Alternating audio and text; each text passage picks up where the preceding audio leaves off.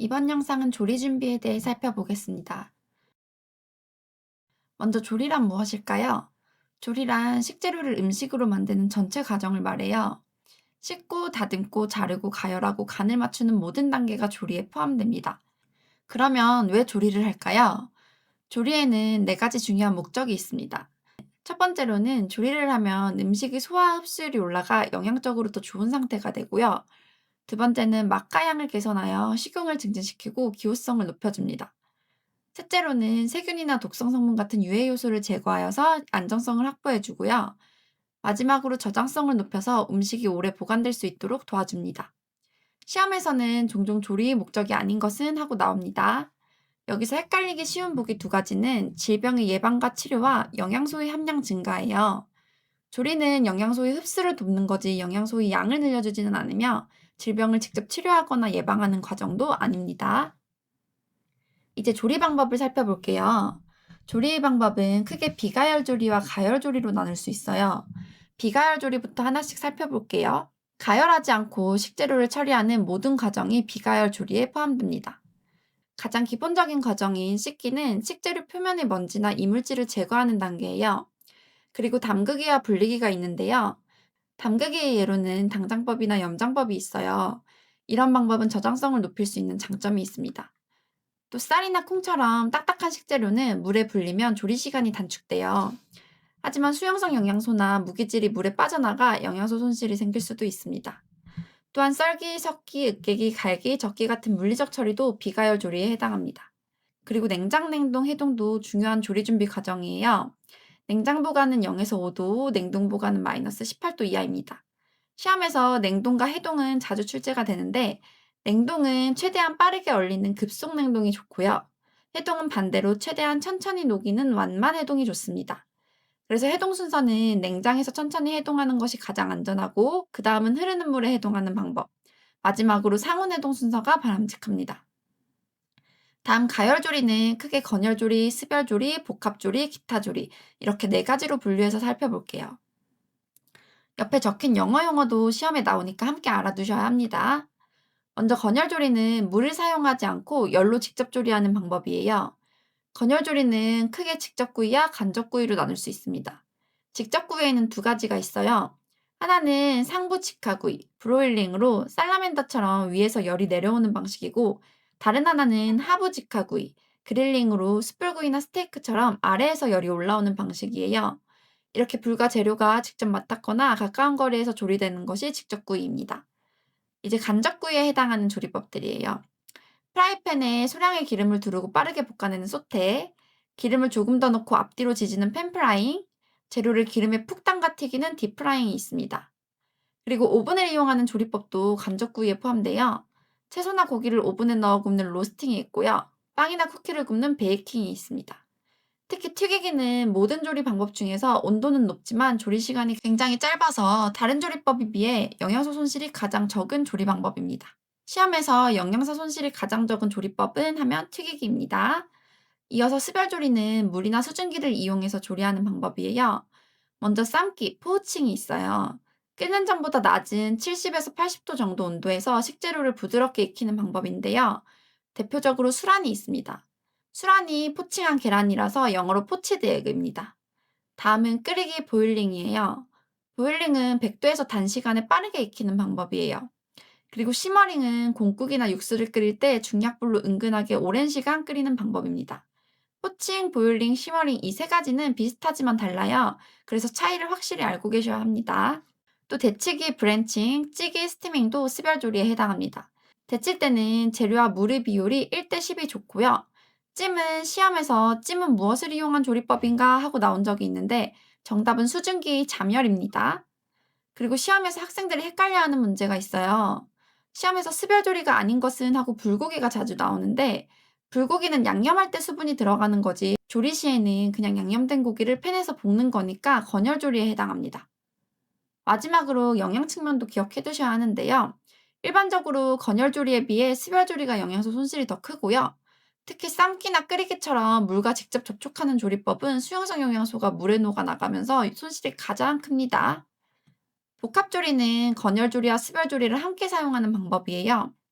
먼저 팬에서 건열로 재료를 볶거나 겉면을 구워서 갈색이 나도록 풍미를 만들어준 다음에 물을 넣어서 천천히 익히는 방식이에요. 물이 들어가면 온도는 최대 100도까지만 올라가기 때문에 높은 온도로 표면에 맛을 내고 난 후에 물을 넣어서 낮은 온도로 속까지 부드럽게 익히는 거예요. 복합조리에는 브레이징과 스투가 있는데요. 이 둘의 차이점은 물의 양이에요. 브레이징은 소량의 물을 넣고 결합 조직이 많은 고기나 단단한 재료를 오랜 시간 천천히 익혀 부드럽게 만드는 조리법이에요. 스투는 브레이징보다 더 많은 물을 사용해서 재료를 푹 익히는 방법입니다. 시험에서 건열가스별의 혼합으로 소량의 물을 사용하며 결합 조직이 많은 고기를 익히는 조리법 하면 브레이징이고, 갈비찜 조리법은 하면 스투입니다. 이렇게 문제가 딱 정해져 있어요. 그리고 기타 조리법에는 먼저 그라탕이 있어요. 그라탕은 윗면에 치즈나 소스를 얹어서 겉을 바삭하게 구워내는 조리법이에요. 오븐에서 표면을 갈색으로 만들어서 바삭하게 만드는 거죠. 다음은 글레이징인데요. 이건 가니쉬용 채소에 윤기를 내기 위해 버터나 설탕을 넣고 조리하는 방법이에요. 스테이크 플레이팅 할 때 채소를 더 반짝반짝하게 해서 전체적인 완성도를 높여주죠. 그리고 한때 유행했던 파피요트도 있어요. 파피요트는 생선을 종이 오일에 싸서 찌듯이 굽는 조리법이에요. 밀폐된 상태에서 수증기가 발생하면서 재료가 부드럽게 익고 향도 보존되는 방식입니다. 마지막으로 수비드가 있는데요. 수비드는 식재료를 진공 포장한 뒤에 낮은 온도로 장시간 조리하는 방법이에요. 재료가 매우 부드러워지는 특징이 있습니다. 시험에서는 건열조리인 것은, 습열조리인 것은, 영양소 손실이 가장 적은 조리법은, 갈비찜 조리법은, 은근하게 끓이는 조리법은 이런 식으로 나옵니다. 가열조리에는 당연히 열이 필요하죠. 이 열을 만들어내는 원리에는 크게 네 가지가 있어요. 연소, 전기저항, 전자파, 자기유도입니다. 연소는 불을 피우는 거예요. 가스나 숯, 장작 같은 연료가 산소와 만나면서 열을 발생시키는 원리입니다. 가스레인지 불이나 숯불구이가 연소의 예고요. 전기저항은 전기가 금속성 같은 재료를 지나갈 때 저항 때문에 뜨거워지는 현상을 말해요. 전기레인지, 하이라이트, 오븐 같은 전기조리기구가 이 원리를 사용합니다. 세 번째는 전자파예요. 이건 열이 직접 나는 게 아니라 파동을 이용하는 원리예요. 전자파 중에서도 초단파를 사용합니다. 대표적인 조리기구는 전자레인지예요. 전자레인지는 시험에서 아주 중요한데요. 전자레인지 조리는 파동이 음식 속 물 분자를 흔들어서 열을 만들기 때문에 조리 시간이 매우 짧고요. 또 조리 시간이 짧다 보니 오븐처럼 바삭하게 굽는 갈변 현상은 잘 일어나지 않아요. 그리고 금속 용기를 넣으면 불꽃이 튀어서 위험할 수 있습니다. 시험에서 전자레인지에 금속 용기를 사용할 수 있다라고 나오면 땡이에요. 그리고 전자레인지 조리 원리는 하면 초단파를 꼭 기억해 주세요. 네 번째, 자기유도는 자기장을 이용해 금속을 뜨겁게 만드는 원리예요. 대표적인 조리기구가 인덕션입니다. 인덕션은 자기장이 냄비 바닥에 유도 전류를 만들어 냄비가 스스로 뜨거워지도록 만드는 방식이에요. 그래서 철로 된 냄비만 사용할 수 있고 열의 세기를 아주 정밀하게 조절할 수 있다는 장점이 있어요. 시험에서 인덕션은 열의 세기를 조절할 수 없다라고 나온 적이 있는데 조절할 수 있습니다. 이렇게 만들어진 열은 결국 음식에 전달되어야 하겠죠. 열이 음식으로 전달되는 방법에는 세 가지가 있습니다. 전도, 대류, 복사입니다. 전도는 열 안의 식재료에 직접 닿아서 열을 전달하는 방식이에요. 팬에 고기를 올려놓으면 팬과 고기가 직접 닿아서 열이 전달되죠. 이때 전도율이 가장 빠른 팬은 하고 물어보면 알루미늄 팬입니다. 두 번째는 대류예요.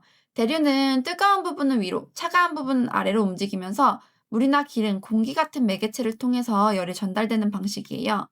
국을 끓일 때 냄비 안에서 국물이 계속 움직이면서 골고루 익는 게 대류입니다. 복사는 열원이 직접 닿지 않아도 파동처럼 열이 전달되는 방식이에요. 숯불구이나 오븐에서 나온 뜨거운 복사열이 음식에 닿아서 익는 겁니다. 시험에서 복사열을 흡수하기 좋은 기구는 하고 나온 적이 있는데 검고 거친 표면일수록 복사열을 더 잘 흡수합니다. 오븐 내부가 검정색인 것도 바로 이것 때문이에요. 조리에서는 한 가지 방법으로만 열이 전달되기도 하지만 대부분은 두세 가지 방법이 동시에 작용해서 음식이 익어요. 예를 들어 오븐은 열이 복사와 대류를 통해 음식에 전달되고요. 팬에 고기를 굽는 경우에는 전도와 복사가 함께 작용합니다. 이제 칼에 대해 살펴볼게요. 칼은 시험에 나오는 부분 위주로 빠르게 짚고 넘어갈게요. 크게 중요하진 않습니다. 칼끝은 포인트라고 하고요. 칼등은 스핀, 칼날은 커팅 엣지, 슈터는 칼날과 손잡이가 만나는 부분이에요. 승배는 칼날이 손잡이 안으로 연장되어 들어가는 내부 구조고, 리벳은 손잡이를 승배에 고정하는 금속 못이에요. 시험에서 칼끝은 뭐라고 하는가? 그럼 팁 이런 식으로 문제가 나오니까 영어 용어도 함께 기억해 주셔야 합니다. 칼 잡는 방법은 한번 읽어보시고 이제 칼 종류를 볼게요. 여기 적힌 것 외에도 칼 종류는 정말 많지만 이 중에서도 보닝 나이프가 중요해요. 보닝 나이프는 뼈를 발굴하거나 분리할 때 사용하는 칼이에요. 그림에서 보듯이 날이 얇고 가늘어서 뼈 사이를 정확하게 파고들 수가 있습니다. 그리고 썰기 방법 중에서는 뉘어 썰기가 중요해요. 오징어 칼집 내는 방법은 하면 뉘어 썰기입니다. 칼을 비스듬하게 눕혀서 오징어에 칼집을 내는 방식이에요.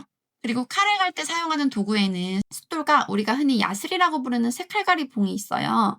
칼을 제대로 갈려면 숫돌을 사용하는 게 정석이고요. 숫돌은 1000방, 2000방 이런 식으로 입자 번호로 구분하는데 숫자가 클수록 더 고운 입자예요. 그래서 숫돌의 입자에 따라 역할이 다릅니다. 입자가 적은 거친 숫돌은 망가진 날을 잡아주는 단계고요. 입자가 중간인 중간 숫돌은 본격적으로 갈아주는 단계예요. 그리고 입자가 고운 마무리 숫돌은 마지막에 매끄럽게 정리하는 단계입니다. 세 개 다 있으면 좋지만 보통 중간 숫돌을 많이 사용하고요. 그리고 숫돌은 사용하기 전에 30분에서 1시간은 불려야 되고요. 칼을 갈 때는 각도는 15도가 좋습니다. 야스리는 칼을 가는 것보다는 일시적으로 날을 세워주는 보정용 도구예요. 다음은 조리기구와 용도에 대해 살펴볼게요. 시험에 나오는 거 위주로 소기구와 대기구로 나누어서 살펴볼게요. 서양조리 문화가 먼저 발달했기 때문에 도구 이름 자체가 외래어인 경우가 많고 시험에서도 영어 이름이 그대로 나오거나 영어 표현을 묻는 문제가 자주 출제돼요. 그래서 영어 용어도 잘 기억해 주셔야 합니다. 대표적인 소기구부터 볼게요. 스키머는 구멍이 뽕뽕 뚫려 있어서 국물 위에 뜨는 불순물을 걷어낼 때 사용하는 거예요. 국자는 국물을 뜨는 기본 도구죠. 영어로는 레들입니다. 믹서는 재료를 섞거나 혼합할 때 사용하는 도구예요. 휘퍼는 섞거나 거품을 내는 도구입니다. 손으로 사용하는 작은 믹서라고 생각하면 됩니다. 제스터는 레몬이나 오렌지 껍질을 아주 얇게 긁어내는 데 사용해요. 필러는 감자나 당근 같은 껍질을 벗길 때 쓰는 도구입니다. 강판은 영어로 그레이터라고 하고 치즈나 채소를 갈 때 사용합니다. 채소 강판이랑 치즈 강판은 조금 다르게 생겼어요. 보여드리는 그림은 치즈 강판입니다. 채칼은 영어로 만돌린이에요. 채소를 일정한 두께로 슬라이스할 때 사용해요. 그라인더는 갈아내는 도구입니다. 고기용 그라인더, 커피용 그라인더, 곡물용 그라인더 이렇게 구분이 돼요. 초퍼는 채소나 육류를 다질 때 사용하는 도구예요. 이유식 만들 때도 많이 사용하죠. 시험에서 육류를 다질 때 사용하는 도구는 하면서 답으로 그라인더나 초퍼가 자주 나옵니다. 다음은 대기구입니다. 세미기는 쌀을 세척하는 기구예요. 급식 조리시설에서 많이 사용되고요. 쌀을 넣으면 자동으로 씻겨서 아래로 배출됩니다. 육절기는 고기를 일정한 두께로 얇게 슬라이스하는 기계예요. 정육점에서 불고기용 고기 써는데 자주 사용합니다. 스팀솥은 고온과 고압을 이용해 빠르게 조리하는 기구예요. 급식 조리에서 많이 사용되는데 다량의 음식을 끓이기, 데치기, 볶기에 모두 활용할 수 있어요. 시험에서 그대로 나왔던 표현입니다. 컨벡션 오븐은 뜨거운 공기를 강제 대류시켜 열을 균일하게 순환시키는 오븐이에요. 오븐 뒷부분에 팬이 달려 있어서 순환시켜주는 거고요. 덕분에 조리 시간이 짧습니다. 살라맨더는 윗불로 굽는 기계예요. 생선구이집에서 자주 볼 수 있습니다. 그리들은 넓은 판 밑에 열이 있어서 전이나 부침개 할 때 사용하고요. 그릴은 석쇠나 철망 아래에서 열이 올라오는 방식이에요. 스테이크 구울 때 사용하는 게 그릴입니다. 철망 때문에 특유의 그릴 자국이 생겨요. 그리들과 그릴은 다른 기구니까 헷갈리지 마세요. 이 부분은 조리기구와 설명으로 바르게 짝지어진 것이 아닌 것은 하면서 나오거나 설명을 보고 해당 조리기구를 고르는 문제가 출제됩니다. 이제 계량도구와 방법에 대해 살펴볼게요. 우리가 흔히 사용하는 계량도구에는 계량 스푼, 계량컵, 저울이 있습니다. 계량 스푼과 계량 컵은 부피를 재는 계량법이에요. 계량 스푼은 큰 쪽이 1테이블 스푼으로 15ml, 작은 쪽이 1티스푼으로 5ml입니다. 3대1 비율이에요. 계량컵은 한 컵이 240ml인데요. 우리나라에서는 한 컵을 200ml로 계산합니다. 그리고 계량컵으로 액체를 잴 때는 액체 표면의 아랫부분을 눈과 수평으로 맞춰서 읽어야 합니다.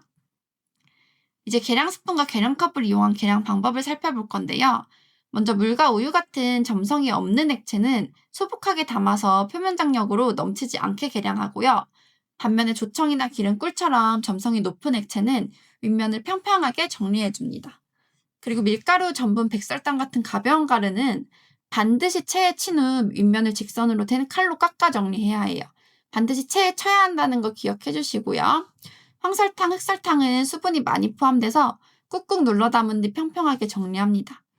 고체식품의 경우 된장과 고추장은 황설탕, 흑설탕처럼 꾹꾹 눌러 담아 평평하게 정리하고, 버터, 마가린, 쇼트닝은 부피로 계량할 경우에 실온에 두어서 말랑하게 만든 뒤 꾹꾹 눌러 담고 윗면을 평평으로 정리합니다. 시험에서 버터, 마가린, 쇼트닝의 계량 방법은 이런 식으로 나올 수 있으니까 이 부분은 꼭 기억해 주세요. 그리고 저울은 무게를 재는 계량 도구예요. 시험에서 저울 사용법은 하고 나올 수 있습니다. 저울은 반드시 수평한 곳에서 눈금을 0에 맞추고 사용해야 합니다. 그리고 이제 계량 단위를 살펴볼 건데요. 부피의 계량 단위에는 밀리리터, 리터, 온스, 파인트, 쿼트, 갤런 등이 있어요. 시험에서는 1쿼트가 약 몇 컵이냐고 나오니까 한 컵에 240ml니까 1쿼트는 약 4컵 이렇게 정답을 고르시면 됩니다. 그리고 무게의 단위에는 그램, 킬로그램, 파운드, 온스가 있습니다. 마지막으로 조리시설 및 설비 관리를 살펴볼게요. 이 부분은 위생관리 파트의 작업장 위생관리와 겹치는 내용이 많아서 중복되는 부분은 생략하고 정리해드릴게요. 무엇보다 먼저 갖춰야 할 것은 위생과 안전을 확보할 수 있는 충분한 조리장 면적이에요. 식당의 면적은 손님 1인당 1제곱미터, 조리실 면적은 조리인원 1인당 0.2제곱미터를 기준으로 산정합니다. 이 정도는 되어야 작업이 원활하고 청결 유지가 가능하다는 거예요. 그리고 시험에서 조리실의 면적은 하고 그대로 물어봅니다. 면적이 확보되었다면 다음에는 조리장의 동선 설계가 중요해요. 작업의 흐름은 식재료의 구매 검수에서 출발하고, 검수된 재료는 전처리 과정을 거쳐 조리와 장식, 배식으로 이어지고, 마지막에는 식기세척과 수납 순서로 이어집니다. 이 과정은 조리 인력이 대부분 오른손잡이라는 점을 고려해서 좌에서 우로 자연스럽게 이어지도록 설계해야 해요. 만약 동선이 반대로 우에서 좌로 흐르면 엄청 불편해지고 효율이 떨어지겠죠. 시험에서 작업 흐름을 순서로 알맞은 것은 하면서 나옵니다. 이런 작업대를 배치하는 형태에는 여러 가지가 있는데, 일렬형, 병렬형, 디귿자형, L자형, 아일랜드형이 있어요. 시험에서 이 중 가장 이상적인 형태는 하고 물어보면 디귿자형이에요. 일렬형은 끝에서 끝으로 이동해야 해서 동선이 길고, 병렬형도 왔다 갔다 해야 해서 동선이 비효율적이에요. 반면 디귿자형은 뒤돌면 바로 작업대가 있고 옆을 봐도 바로 있어서 동선이 짧아 가장 효율적입니다. 또 하나 시험에서 환풍기 수를 최소화할 수 있는 구조는 하면 아일랜드형입니다. 아일랜드형은 중앙에 작업대가 모여 있는 구조예요. 그래서 그 위에만 환풍기를 설치하면 돼서 환풍기 수를 줄일 수 있습니다. 마지막으로 시설별로 필요한 급수량도 시험에 나오는데요. 여기서는 한 가지만 기억하시면 돼요. 시험에서 가장 많은 급수량이 필요한 곳은 하면 병원 요양시설입니다. 병원이나 요양시설은 조리를 위한 물뿐 아니라 환자 위생관리까지 함께 이루어지기 때문에 다른 어떤 시설보다 물 사용량이 많습니다. 그럼 기출문제 같이 풀고 마무리할게요. 서양 요리 조리 방법 중 건열 조리와 거리가 먼 것은 정답은 4번 시머링입니다. 나머지는 모두 건열 조리에 해당하고, 시머링은 재료를 물에 넣고 은근히 끓이는 습여 조리입니다. 그래서 시머링은 시머링 이렇게 외우세요. 덩어리 육류를 건열로 표면에 갈색이 나도록 구워 내부의 육즙이 나오지 않게 한 후에 수량을 우유와 함께 습여 조리하는 것은 하면 정답은 1번 브레이징입니다. 브레이징은 먼저 겉을 건열로 구운 뒤에 소량의 액체를 넣어 천천히 익히는 조리법이고, 스튜잉은 브레이징과 비슷하지만 브레이징보다 더 많은 물을 사용해 끓이는 방법이에요. 그리고 브로일링과 로스팅은 건열 조리에 해당합니다. 다음 중 조리용기기 사용이 틀린 것은 정답은 2번. 쇠고기를 가는 건 그라인더나 초파입니다. 슬라이서는 써는 용이에요.